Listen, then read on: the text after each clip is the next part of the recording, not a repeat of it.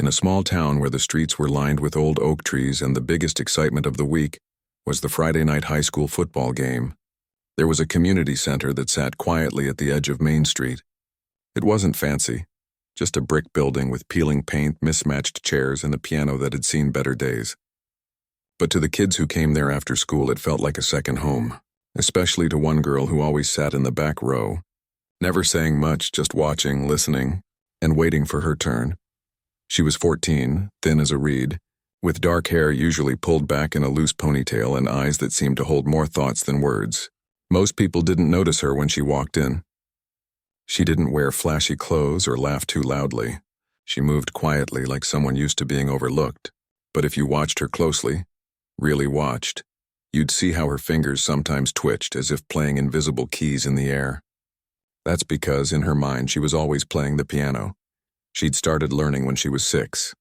Not in a fancy music school with polished floors and grand pianos, but at home on a second-hand keyboard her mom had bought at a garage sale for $20. It only had 61 keys and 2 of them stuck when it rained. But to her it was magic. She'd sit for hours after homework, pressing keys, trying to copy the songs she heard on the radio or in movies.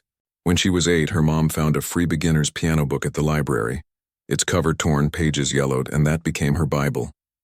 She taught herself to read music by matching the notes on the page to the sounds she could make. By the time she was 10, she was watching online videos of famous pianists, Lang Lang, Martha Argerich, Yuja Wang, studying how their hands moved, how they leaned into the music, how they made the piano sing, cry, or roar. She didn't have a teacher, not really. There was a kind older woman at the community center, Mrs. Langford, who gave free lessons once a week to kids who couldn't afford private instruction. She was patient with soft hands and a voice like warm tea. She'd show the group basic scales, simple songs, how to count beats. Most kids came for a few weeks and quit. But this girl, she never missed a session. She'd sit in the back, notebook open, pencil worn down to a nub, writing down every tip Mrs. Langford gave. After class, while others ran outside to play, she'd linger, asking quiet questions. How do you make the left hand softer? Or what does adagio mean again? Mrs. Langford always smiled and stayed a few extra minutes just for her. Over time, she began to suspect there was something special about this quiet girl, something deeper than just liking music. There was a hunger in her, a quiet fire, but no one else saw it. Not the other kids who thought piano was boring compared to video games or TikTok dances. Not the adults who saw her as just another shy kid who kept to herself. Even her own family, who loved her dearly, didn't quite understand why she spent so much time at that old piano. You should go outside more, her dad would say gently, or hang out with friends. She'd nod, but her heart was always back at the keys. Still, she never complained. She practiced whenever she could, early mornings before school, late nights after dinner, weekends when the house was quiet. She saved every dollar from her allowance and odd jobs, babysitting, helping neighbors carry groceries, to buy sheet music online. She'd print it out at the library, fold it carefully, and tuck it into her worn binder. Over the years, that binder grew thick with scribbled notes, corrections, and dreams written in the margins. Then came the announcement. Every spring, the community center held a small recital, a chance for the kids in Mrs. Langford's class to show what they'd learned. It wasn't a competition. There were no judges, no prizes, just folding chairs, a potluck table with cookies and lemonade, and a room full of parents, grandparents, and a few curious neighbors. Most performances lasted 2 or 3 minutes. Ode to Joy. For Elise, simplified, maybe a holiday carol. Nothing too fancy. The goal was encouragement, not perfection. This year, Mrs. Langford asked everyone to sign up. The girl hesitated. She'd never played in front of more than 3 people before. Her hands got clammy just thinking about it. But something inside her whispered, "You're ready." So she wrote her name on the list. When Mrs. Langford saw it, she smiled warmly. "That's wonderful," she said. "Why don't you play that sweet little folk tune we practiced last month? The one with the gentle melody? It's perfect for this kind of setting." The girl nodded. Of course, that made sense. The audience would be mostly older folks, retirees who liked simple, familiar songs. No one wanted to hear something complicated or loud. She agreed without argument. "Yes, ma'am. I'll play that."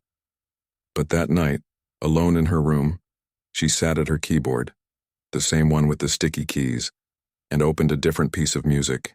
Not the folk tune. Not even close. It was Franz Liszt's Hungarian Rhapsody No. 2. She'd discovered it 2 years ago by accident. She was scrolling through YouTube late one night, half asleep, when a video popped up. A young pianist performing the piece in a concert hall. From the first crashing chord, she was frozen. The music was wild, passionate, full of thunder and laughter. Sorrow and joy all tangled together. It sounded impossible, like the piano was alive, breathing, shouting. She watched it 5 times in a row. Then she found the sheet music. It was thick, dense with notes covered in Italian markings she didn't understand. But she printed it anyway. For 2 years she'd worked on it in secret. Not every day she knew she wasn't ready, but whenever she felt brave enough. She'd break it into tiny pieces. Just the opening chords for a week, then the fast runs, then the lyrical middle section. She'd slow it down, play it with one hand, then the other, then both. She'd stumble, get frustrated, walk away, but always come back.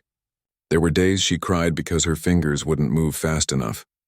But there were also moments, rare, golden moments, when everything clicked, and for a few seconds she could almost hear what Liszt must have heard in his head. She never told anyone. Not Mrs. Langford, not her parents, not even her best friend, though she didn't really have one. It was her secret world, her hidden strength, and now with the recital just a week away, she found herself thinking about it more and more. What if? No, she shook her head. It was too much, too risky, too showy. People would think she was trying to show off. Mrs. Langford had been so kind, so supportive, she didn't want to disappoint her. And what if she messed up? In front of everyone? The thought made her stomach twist, but then another thought crept in, quieter but stronger. What if I don't mess up? She imagined walking up to that old upright piano in the community center. She imagined the room full of kind faces, expecting something sweet and simple. And then she played that, not to impress, not to prove anything, but because this music lived inside her and it needed to be heard. She practiced the folk tune during the day, just like she'd promised. But at night, after everyone was asleep, she returned to Liszt. Her fingers, tired from school and chores, came alive in the dark. She played softly so no one would hear, but with full feeling. She memorized every turn, every pause, every explosion of sound. She wasn't perfect, far from it, but she was ready in a way that had nothing to do with technique. It was about truth. This piece was her truth. The morning of the recital, she woke early. The sky was gray, threatening rain, but the air felt charged, like something important was about to happen. She ate breakfast in silence, her mom humming in the kitchen, her dad reading the paper. No one knew what was going on in her head. At the community center, the room was already filling up. Folding chairs were arranged in neat rows. A table in the back held a crocheted tablecloth and a spread of homemade treats, chocolate chip cookies, lemon bars, a bowl of punch. Mrs. Langford was bustling around, adjusting the piano bench, checking the music stands, giving nervous kids reassuring pats on the back. When she saw the girl, she beamed. "There you are.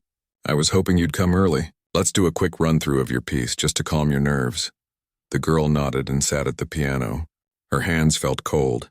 She played the folk tune slowly, carefully. It sounded nice, gentle, sweet, exactly what everyone expected. "Perfect," Mrs. Langford said, squeezing her shoulder. "You'll do wonderfully. Just remember to breathe."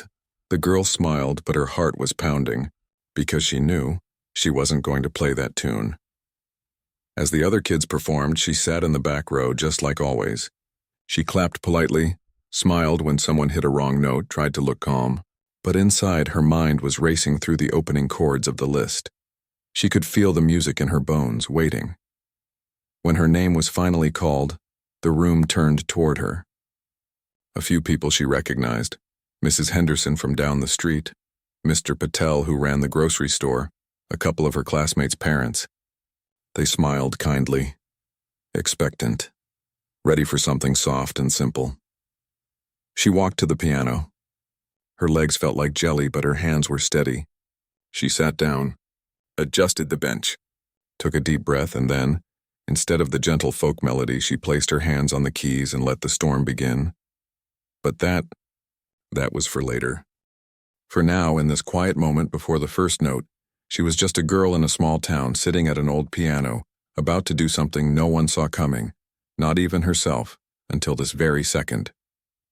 And though no one knew it yet, everything was about to change. The room was warm, filled with the soft hum of conversation and the sweet smell of cookies and lemonade. Sunlight filtered through the dusty windows of the community center, casting long rectangles of light across the scuffed wooden floor. Folding chairs were arranged in uneven rows, occupied mostly by older folks in cardigans and sensible shoes, a few parents with toddlers on their laps, and a handful of teenagers who'd come to support their siblings.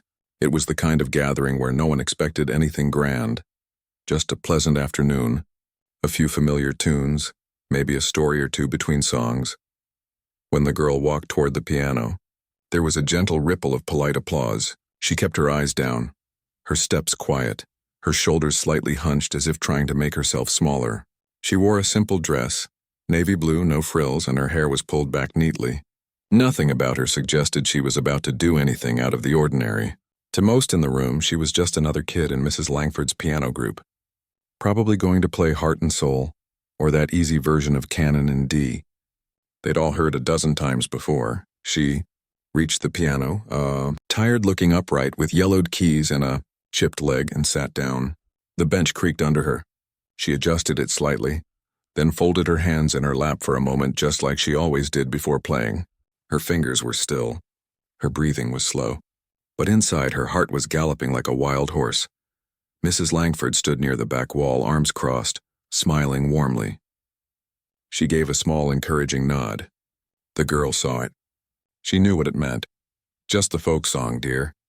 Keep it sweet. Keep it simple. And for a split second, she almost did. She could feel the opening notes of that gentle melody already forming in her mind. The soft, lilting tune about a river and a willow tree. The one they'd practiced for weeks. It was safe. It was expected. It would earn her a round of kind claps and maybe a well done from someone's grandma. But then something shifted. It wasn't a decision made with words or logic. It was deeper than that. A quiet certainty that had been building inside her for years, like water behind a dam. This wasn't just about playing piano. It was about finally being seen. Not as the quiet girl in the back, not as the kid who never caused trouble, but as someone who carried something real inside her, something fierce and beautiful and true. So instead of placing her right hand gently on the middle C, she lifted both arms, took one more breath, and brought her hands down with a force that startled even her. Boom. The first chord of Liszt's Hungarian Rhapsody, No. 2, exploded through the room like thunder cracking open the sky. Silence didn't just fall, it shattered. The low murmur of chatter stopped mid-sentence. A woman holding a teacup froze, her wrist tilted, steam curling into the air. A little boy who'd been fiddling with a toy car dropped it.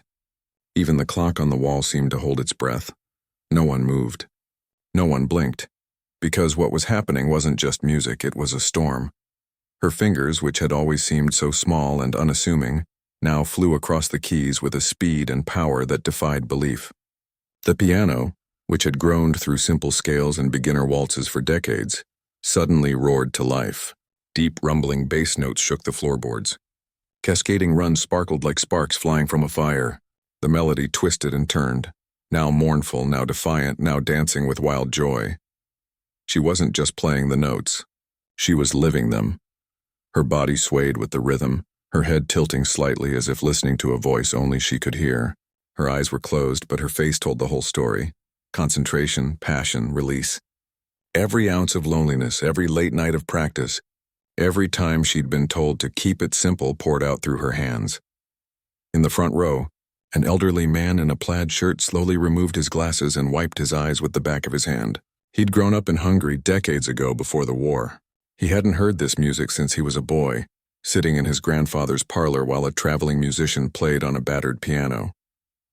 He thought he'd forgotten what it felt like, but now, here in this ordinary room, it all came rushing back. His chest ached with memory. Near the punch bowl, a teenager who'd been scrolling on her phone lowered it slowly, her mouth slightly open. She'd come only because her little brother was performing, and she'd planned to leave right after, but now she couldn't move. The music wrapped around her like a current, pulling her in.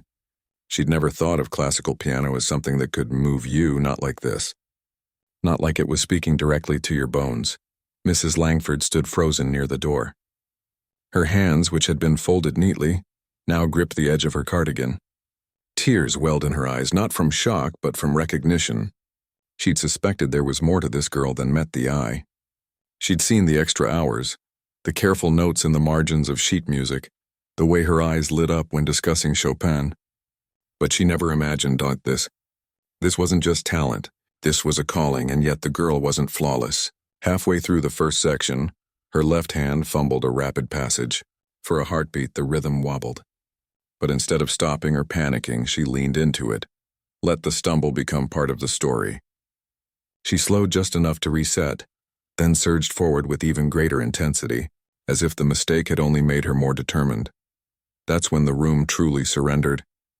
People stopped thinking about whether this was appropriate for a community recital. They stopped wondering why she hadn't played the folk song. They simply listened.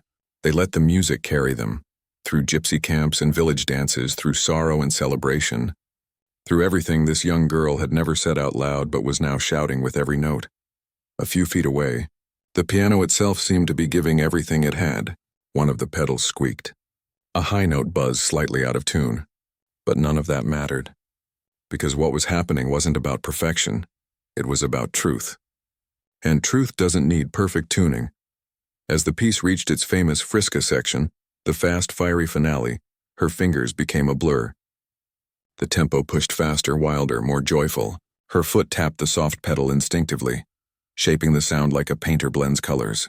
She wasn't reading music anymore. She wasn't even thinking. She was flying. And then, just like that, it ended. The final chords rang out, bold and triumphant, then faded into silence. For 3 full seconds, no one moved. No one breathed. The only sound was the faint hum of the old radiator in the corner. Then, as if waking from a dream, the room erupted, not with polite applause, but with something raw and real. Cheers, whistles, people rising to their feet. The elderly man in the front row clapped so hard his hands turned red. The teenager by the punch bowl was grinning, tears in her eyes.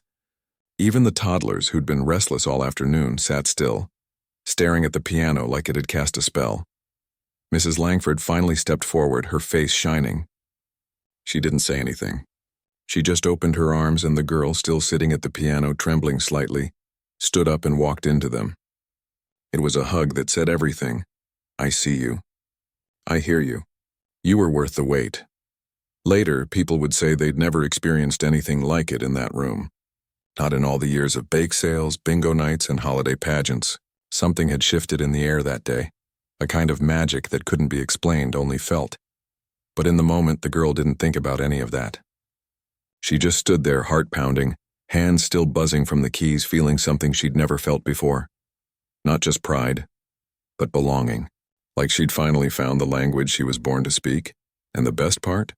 She hadn't asked for permission. She hadn't waited to be chosen. She'd simply trusted herself and played. As the applause continued, someone in the back called out, "Encore!" But she just shook her head shyly and stepped away from the piano. She didn't need to play more. She'd said what she needed to say. People began gathering around her, asking questions, offering compliments, some even dabbing their eyes. But she stayed quiet, smiling softly, her mind already drifting back to the music, to the feeling of those keys under her fingers, to the moment she'd stopped hiding outside.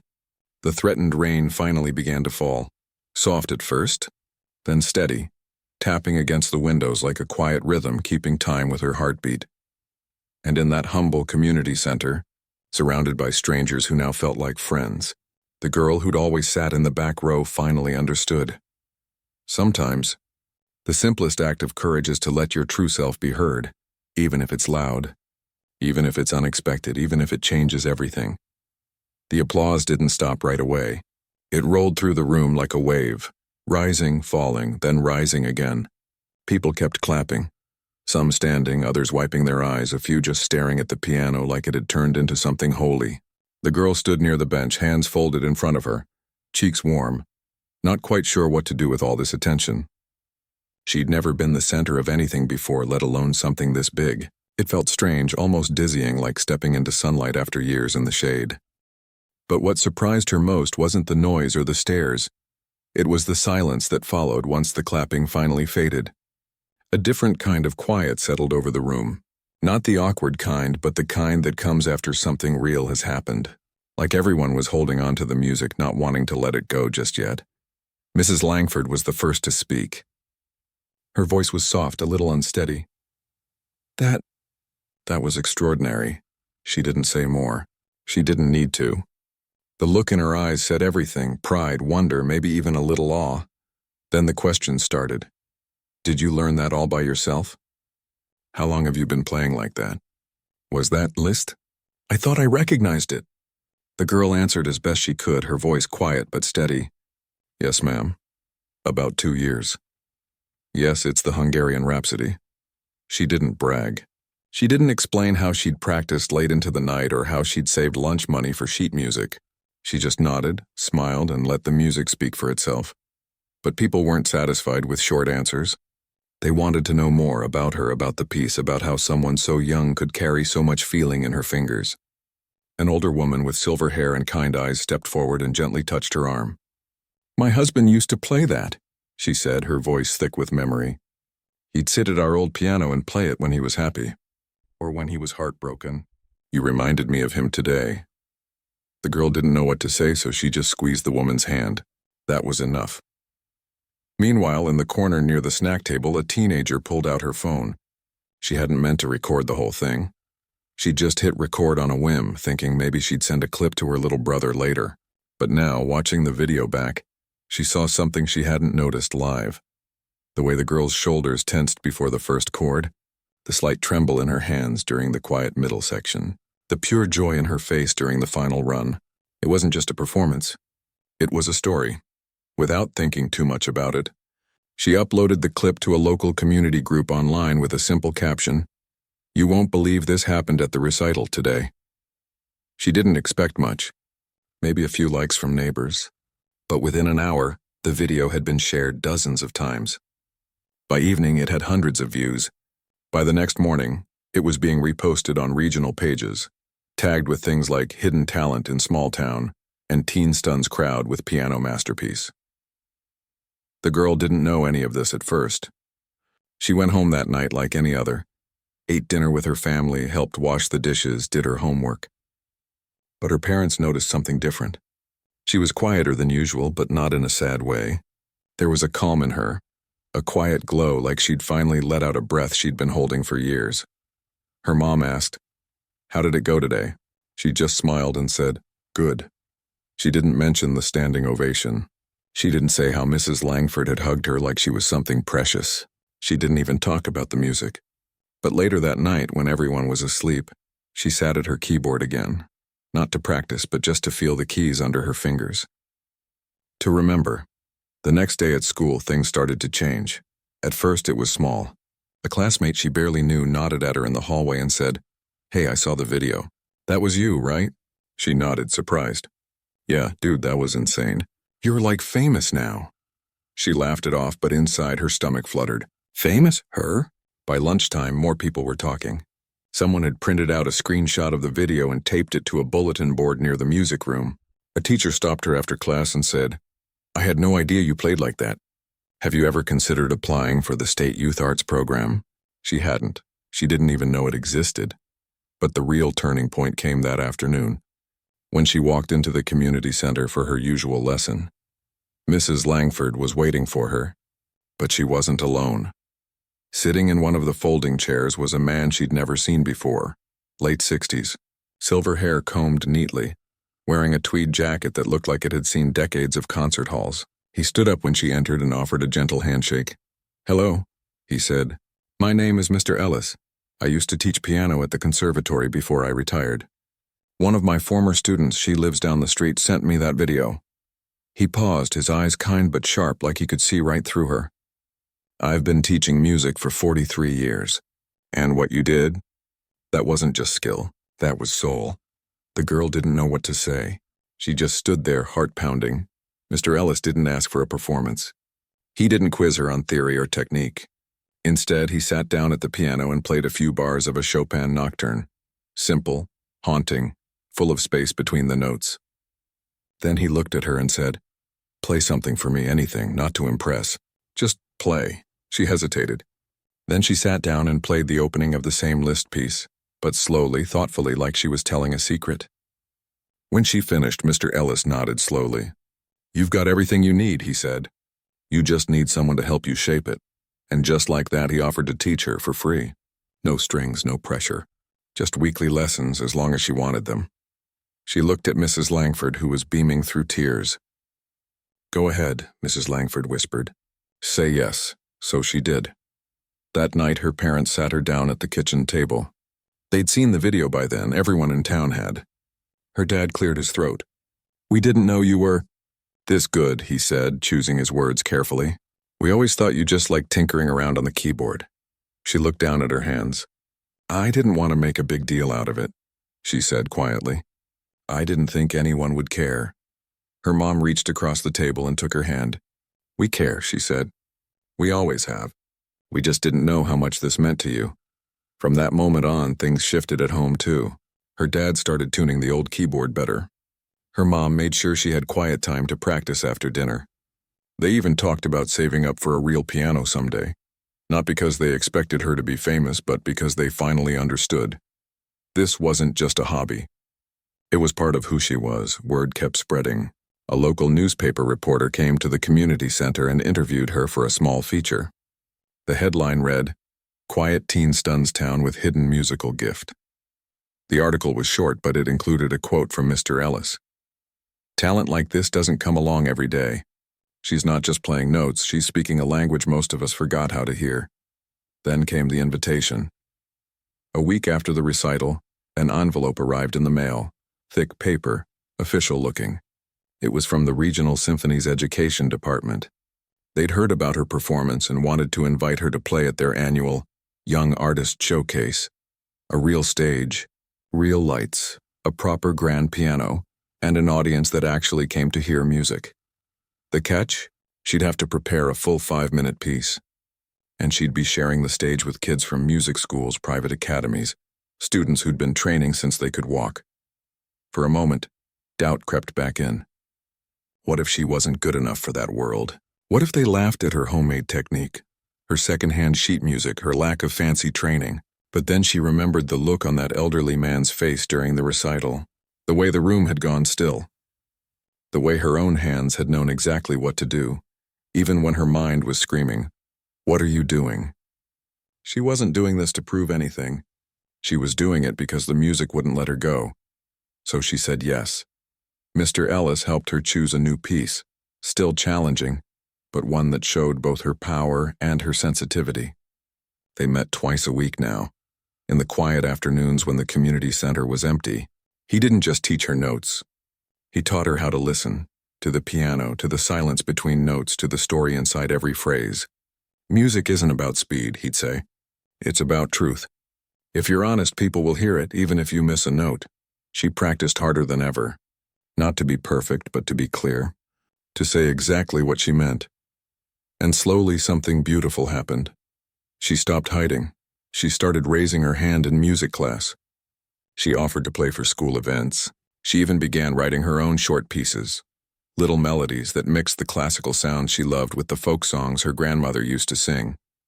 She'd record them on her phone and send them to Mr. Ellis, who'd always reply with one sentence, "Keep going." The town, too, began to see her differently, not as the quiet girl, but as someone with something to give. Kids who used to ignore her now asked if she'd play at their birthday parties. The local cafe asked if she'd perform during weekend brunch. She said yes to some, no to others, but always on her own terms. Most importantly, she started believing she belonged. Not because of the video or the newspaper or the upcoming showcase, but because she'd finally trusted herself enough to play what she truly loved, even when no one asked her to. And that, more than any applause or invitation, was the real victory. Because now, when she sat at the piano, she wasn't trying to be someone else's idea of a musician. She was just being herself, flawed, passionate, and finally free. The ripple from that one performance kept spreading, touching people she'd never meet, inspiring kids to pick up instruments, reminding adults that wonder still exists in ordinary places. But for her, the biggest change was inside. a quiet certainty that had taken root the moment she chose to play the truth instead of the tune. And as she prepared for the symphony showcase, she knew one thing for sure. No matter what happened on that big stage, she'd already won, because she'd found her voice, and she wasn't going to hide it again. The weeks leading up to the symphony showcase felt like living inside a dream that kept shifting shape. One moment, she was still the same girl who walked to school with her backpack slung over one shoulder, chewing gum and dodging puddles after rain. The next, she was sitting in a real rehearsal hall with polished floors and velvet curtains, her fingers resting on the smooth ivory of a concert grand piano, the kind she'd only ever seen in videos or on movie screens. It wasn't just the piano that felt different. It was everything. The air smelled like wood polish and quiet focus. The walls seemed to absorb sound instead of bouncing it back like they were listening too. And for the first time, she wasn't the only one who spoke the language of music. Around her, other young performers warmed up on violins, flutes, cellos, each lost in their own world of scales and arpeggios, each carrying their own bundle of nerves and hope. She'd chosen a new piece for the showcase, Chopin's Fantaisie Impromptu.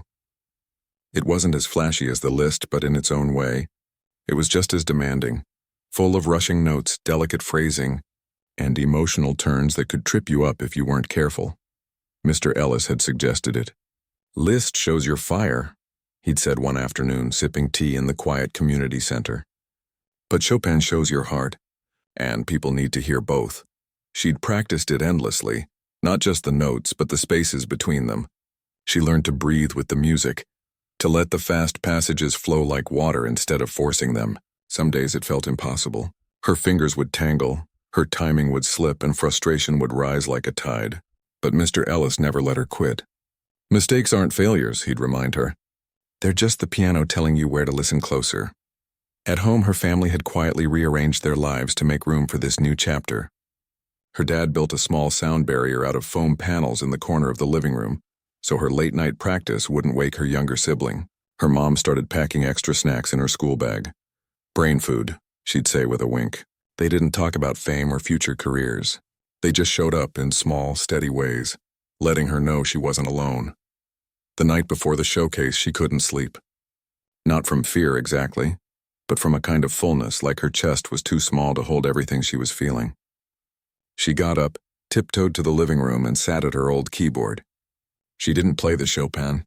Instead, she played the simple folk tune she'd been asked to perform at the community recital, the one she never played that day. It felt different now.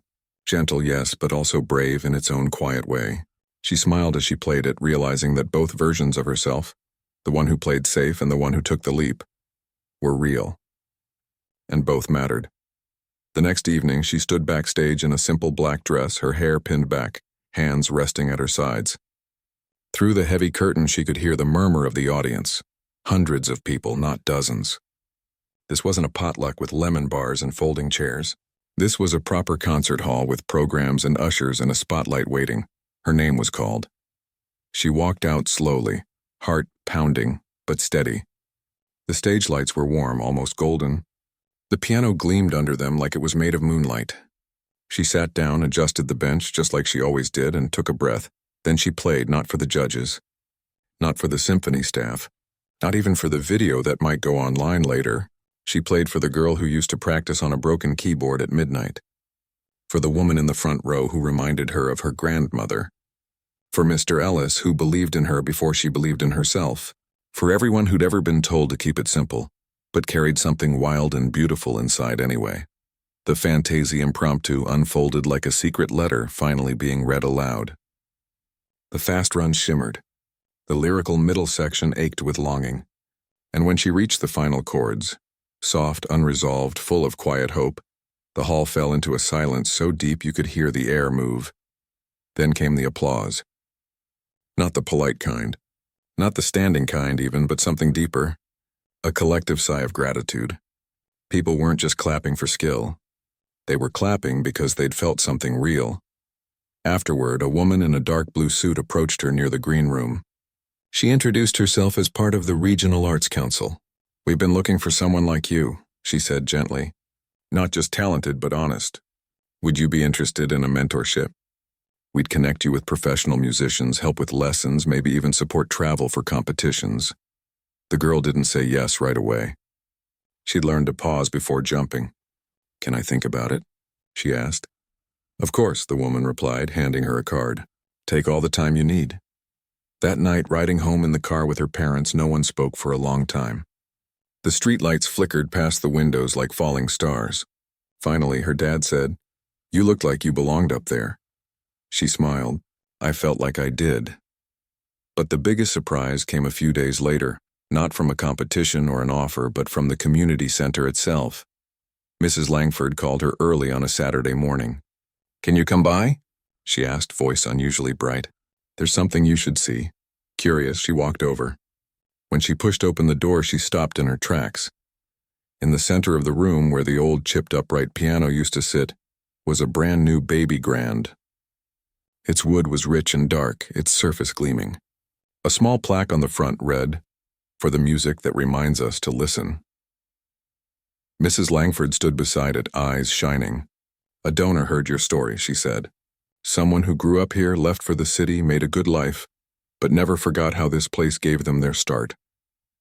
They saw the video, they read the article, and they said, 'That piano deserves to be heard on a real instrument.' So they gave this. In your name." The girl didn't cry, but she ran her fingers lightly over the closed lid, feeling the smooth wood like it was a promise. From that day on, the community center changed. Kids who used to avoid piano lessons now signed up just to touch the grand. Mrs. Langford started a new program. Play what moves you.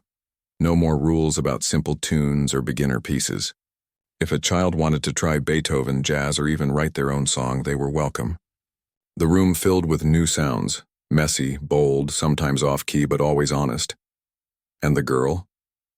She kept playing, not just at showcases or events, but right there, in that same room where it all began. She'd come after school, sit at the grand piano, and lose herself in music. Sometimes kids would gather around, watching in awe. She never shooed them away. Instead, she'd invite them to try a few notes. "It's not about being perfect," she'd say. "It's about saying something only you can say." She also started composing. At first, just short melodies, little pieces that mixed the classical training Mr. Ellis gave her with the folk songs her grandmother used to hum while cooking. One afternoon, she played a new one for him. It began with a simple Chinese folk tune, then wove in a Chopin-like left hand, ending with a flourish that sounded like laughter. He listened without interrupting. When she finished, he said, "That's yours. No one else could write that." She smiled. For the first time, she didn't feel like she had to choose between worlds, between the music of her roots and the music she'd discovered on her own. She could blend them.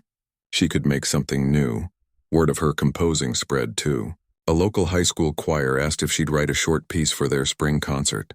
She said yes. It was only 2 minutes long, but when the students sang it, voices rising together in harmony, she felt a different kind of pride. Not just for herself, but for what music could do. Connect people, heal quiet wounds, turn strangers into a chorus. She still got nervous before performances. She still made mistakes. But now she didn't see them as failures. She saw them as part of the journey, like cracks in a vase that let the light through, and through it all she stayed grounded. She still did her homework. She still argued with her sibling over the TV remote. She still walked to the library to print sheet music. Fame, if you could even call it that, hadn't changed her. It had just given her more room to be herself. One evening, as she practiced in the empty community center, Mr. Ellis came in quietly and sat in the back. She didn't stop playing. She was working on a new piece, half-written, full of questions. When she finished, he said, "You know, most people spend their whole lives trying to find their voice. You found yours by refusing to hide it." She looked at him. "I didn't know I was hiding. Maybe not on purpose," he said. "But sometimes playing it safe is its own kind of silence." She thought about that for a long time. Because that was the real lesson, not just about music, but about life. You don't have to wait for permission to be who you are. You don't have to fit into someone else's idea of what's appropriate or simple. Your truth might be loud. It might be complex. It might surprise even you. But if you let it out, if you trust it, it can change more than just your own life. It can change a room. It can change a town. It can change someone else's mind about what's possible. And as she sat at that beautiful new piano, in the same humble room where she'd once been told to play a simple tune, she finally understood. The greatest showpieces aren't just the ones with the fastest fingers or the loudest chords. They're the ones that come from a heart brave enough to speak and a world kind enough to listen. 5 years had passed since that afternoon in the community center, the day a quiet girl sat down to play a simple folk tune and instead unleashed a storm of music no one saw coming. Back then, the biggest audience she'd ever faced was a room of 30 people with cookies and folding chairs. Now she stood in the wings of one of the most famous concert halls in the country, heart steady, hands calm, wearing a dress the color of midnight and shoes that clicked softly against the polished floor. Carnegie Hall. The name alone used to feel like a fairy tale, something you read about in books or saw in movies about prodigies and legends. But tonight it was real. And so was she. She wasn't here by accident. She'd earned this. Not through luck, not through viral videos alone, but through thousands of hours of practice, missed parties, sore fingers, and quiet mornings when the only sound in the house was the piano breathing beneath her hands. She'd played in high school auditoriums, college recital halls, regional competitions, even a few international youth festivals. Each step had been small, steady, never rushed.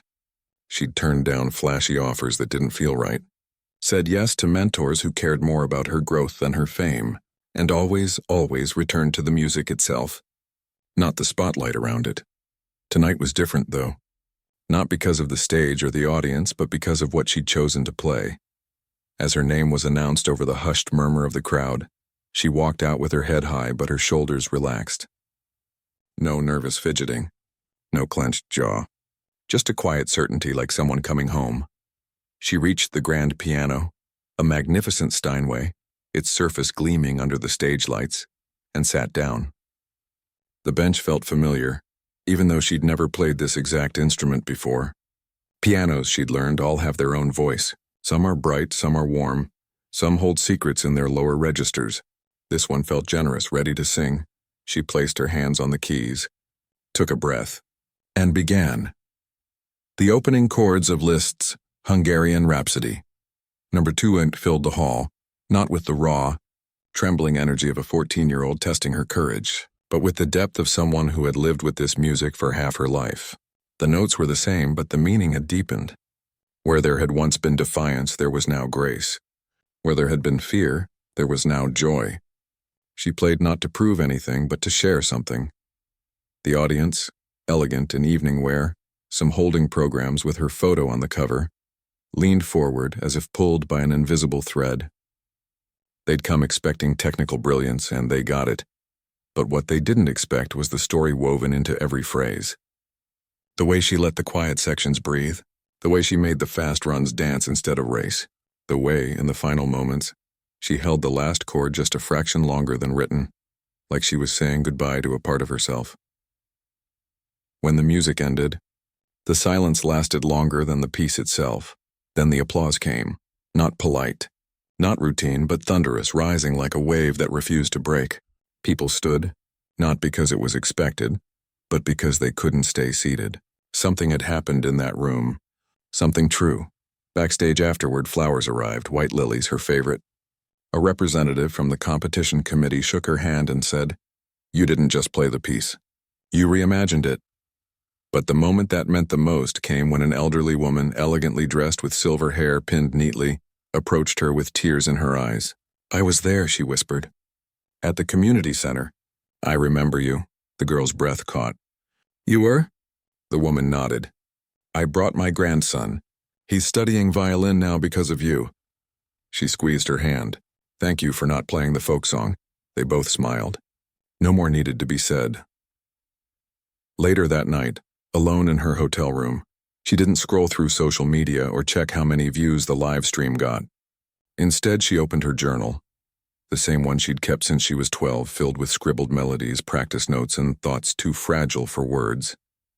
On a fresh page, she wrote, "I played this piece once when no one expected it. Now I play it because I finally believe I belong on this stage." She didn't write it for anyone else to read. She wrote it for the girl who used to hide in the back row, who thought her dreams were too big for a small town. She wrote it as a promise.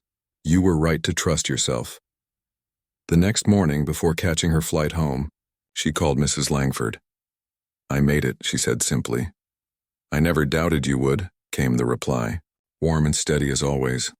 They talked for a while, about the performance, about the weather back home, about how the new piano at the community center was getting more use than ever. Then Mrs. Langford said, "We're starting the spring recital next month. You know the rule now, play what moves you. Some of the kids are nervous. Would you maybe come say hello, just for a few minutes?" She didn't hesitate. "I'll be there," and she was. 2 weeks later, she walked into the same brick building on Main Street, now freshly painted, with new curtains and a small sign out front that read, "Music for Everyone." Inside, the baby grand piano sat proudly in the center, surrounded by kids of all ages, some in dresses and button-ups, others in jeans and sneakers, all clutching sheet music or fiddling with their instruments. When she entered, a hush fell over the room. Not out of fear, but out of respect. These kids knew her story. They'd seen the photos on the wall, her at the symphony, her at a music camp, her standing next to Mr. Ellis, who still came by every Thursday. To them, she wasn't just a local success. She was proof that dreams don't need fancy beginnings to grow. She didn't give a speech. She just sat at the piano and played a short piece, something gentle, original, full of space and light. When she finished, a little boy raised his hand. "Did you write that?" She nodded. "Yes, it's about coming home." Afterward, she walked among the kids, answering questions, offering quiet tips, listening more than she spoke. One girl, no older than 10, shyly showed her a melody she'd written. "It's not very good," she mumbled. The older girl looked at the notes, then at her. "It's honest. That's what matters." As the recital began, she sat in the back row just like she used to. She clapped for every performer, no matter how many wrong notes they hit, because she knew now music isn't about perfection. It's about courage. It's about showing up with your heart open, even when your hands shake. And in that room, filled with imperfect, beautiful sounds, she felt more at peace than she had on any grand stage. Life after Carnegie Hall didn't change her path. It clarified it. She continued her studies, yes, but she also made time to teach. Not in a fancy studio, but right here in the place that gave her her first real chance. She worked with kids who couldn't afford lessons, helped organize free concerts in parks and libraries, and even started a small fund to buy instruments for students in need. She never forgot where she came from, and she made sure others didn't have to hide where they were going.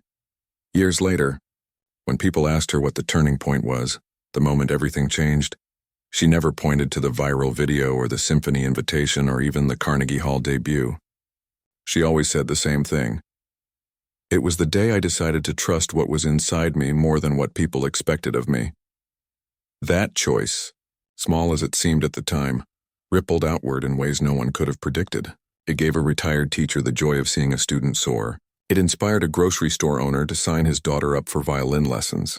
It reminded a whole town that magic doesn't always come in loud packages. It sometimes sits quietly in the back row, waiting for the right moment to speak. And now, every spring when the community center hosts its recital, there's a tradition. Before the first note is played, Mrs. Langford, or whoever's running things that year, says a few words. Not about technique or practice hours, but about honesty. "Play what moves you," she tells the kids. "Not what you think we want to hear. Your music matters because it's yours."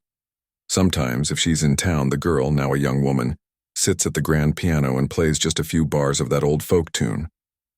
The one she never played all those years ago. She plays it slowly, tenderly, like an apology and a thank you all in one. And then she lets the kids take over. Because the real legacy isn't the performance that went viral. It's the permission it gave others to be themselves. As she walks out of the community center that evening, the sun low in the sky, she glances back through the window. Inside, a boy is nervously playing his first scales. A girl is laughing with her teacher. Someone is tuning a guitar. The piano lid is open, waiting. She smiles and keeps walking, not toward fame, not toward awards, but toward the next note, the next student, the next quiet moment when someone decides, just like she once did, to stop hiding and start playing. The story didn't end with a standing ovation or a photo on a program cover. It didn't wrap up neatly like a song fading into silence. Real life doesn't work that way. It keeps going, sometimes quietly, sometimes loudly, and the most important parts often happen long after the spotlight moves on.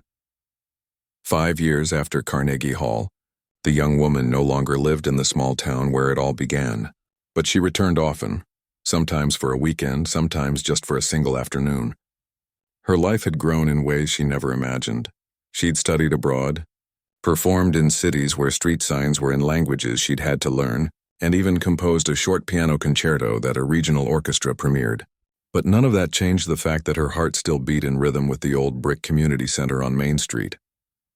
One crisp October morning, she pulled into the familiar gravel lot, her car packed not with fancy gowns or sheet music, but with boxes of gently used keyboards, metronomes, and beginner books. She'd been collecting them for months. Donations from music schools closing down, instruments retired from concert stages, even a few from fans who'd written to her after hearing her story. She called it the Next Key Project. Simple name. Big hope. Inside, the center buzzed with its usual mix of chaos and warmth. Kids darted between rooms, a guitar lesson overlapped with a choir rehearsal, and the smell of someone's homemade soup drifted from the kitchen. Mrs. Langford, now in her 80s but still sharp as ever, met her at the door with a hug that lasted a little longer than usual. "You look tired," she said, studying her face. "I am," the young woman admitted, "but it's the good kind." They sat at a small table near the window, steaming mugs between them. No grand talk of tours or critics, just two people who'd walked a long road together, catching up on the quiet things. How the maple tree out front lost a branch in the last storm. How the new piano tuner had a habit of humming Bach while he worked. How one of the shyest kids from last year had just signed up to play a solo at the winter concert. Then Mrs. Langford leaned forward. "There's something I've been meaning to ask you." "Okay. Would you consider teaching here? Not just visiting, not just dropping in, but really teaching. A weekly class, for the kids who can't afford lessons anywhere else." The young woman paused. She'd been offered teaching positions at prestigious schools, places with marble halls and waiting lists years long. But this was different. This was roots. This was giving back not as a gesture but as a promise. "I'd be honored," she said. And so every other Saturday morning, she began showing up not as a performer, but as a guide. She didn't wear concert dresses. She wore jeans and a sweater, her hair in a messy bun, a thermos of tea at her side. Her classroom wasn't a recital hall. It was a repurposed storage room with mismatched chairs, a whiteboard covered in scribbled scales, and that beautiful baby grand piano now slightly worn from years of eager hands. Her students weren't prodigies. They were kids who'd never touched a piano before, teens who'd been told they were too old to start, adults who'd given up music decades ago and were trying again. Some came from families struggling to make rent. Others just needed a quiet place to feel seen. She met them all where they were. She didn't teach them to play Liszt on day one. She taught them to listen, to the sound of a single note, to the space between beats, to their own instincts. "Music isn't about getting it right the first time," she'd say, sitting beside a nervous 12-year-old fumbling through Ode to Joy. "It's about staying with it until it starts to feel like yours." One boy, small for his age with glasses too big for his face, couldn't read music at all, so she taught him by ear. First simple melodies, then chords, then how to make up his own little songs. Within months, he was playing short pieces he'd written about his dog, his bike, the rain. His mom cried the first time she heard him play something that wasn't from a book. Another student, a woman in her 50s who worked nights at a diner, came in trembling the first day. "I played when I was a girl," she whispered. "But my dad said it was a waste of time. I haven't touched a piano in 30 years. The young woman just nodded and said, "Then let's find your hands again." They started slow, 5 notes, then 10, then a whole line. By spring, the woman played a full hymn at her church, her hands shaking but her voice steady. The young woman never recorded these moments. She didn't post them online. They weren't meant for views or likes. They were meant for the people living them, but the impact spread anyway. A local high school, hearing about her class, asked if she'd run an after-school workshop. She said yes. Then a nearby town invited her to help train their music volunteers. She said yes to that too. She wasn't building an empire, just stitching together a quiet network of places where music could grow without pressure, without judgment. And through it all, she kept playing, not just for crowds but for herself. On nights when the world felt heavy, she'd sit at her own piano, A modest upright now, nothing fancy, and play whatever came to mind. Sometimes Chopin, sometimes a folk tune from her childhood, sometimes just silence, her fingers resting on the keys like they were holding hands with an old friend. One evening, while sorting through old papers, she found the original printout of the Liszt Hungarian Rhapsody, the one she'd downloaded years ago on a library computer. The edges were frayed, the pages smudged with pencil marks and coffee stains. At the top, in her younger handwriting, she'd written, "If I can just get through the first page, I'll be okay." She smiled. She'd gotten through more than the first page. She'd gotten through doubt, fear, the weight of expectation, the loneliness of practicing in the dark. And she'd come out the other side not as someone famous, but as someone whole. Her story had become a kind of quiet legend in the region, not because of awards or headlines, but because of the way it reminded people that greatness doesn't always arrive with fanfare. Sometimes it shows up in a worn-out keyboard, in a back row seat, in the courage to play one true note when everyone expects you to stay silent. And now, she was helping others find that same courage. One Saturday, during a break in class, a teenage girl lingered after everyone else had left. She twisted the strap of her backpack nervously. "I saw the video," she finally said. "The one from the recital. The one that went around." The young woman nodded. "That was a long time ago. Did you ever think that it would lead to all this?" The girl asked, gesturing around the room, the piano, the posters of composers, the shelf of donated books. "No," she admitted. "I just knew I had to play what I loved. The rest, it just unfolded." The girl looked down. "I want to write songs, but I'm scared no one will get them." "Then write them for yourself first," the young woman said gently. "Let them be yours before you give them to the world. That's how they stay honest." The girl nodded, a little taller now, and walked out with her head up. Later that week, the young woman received a letter, not an email, but real paper, handwritten. It was from the elderly man who'd cried at the original recital, the one with Hungarian roots. He'd passed away a few months earlier, but his granddaughter had found the note in his desk and sent it as he'd asked. It read, "Thank you for bringing my childhood back to me that day. You didn't just play music, you played memory. And in doing so, you gave an old man one more beautiful afternoon before the end. Never stop playing what only you can play."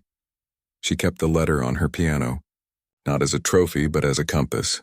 Years turned into more years. The community center got a new roof.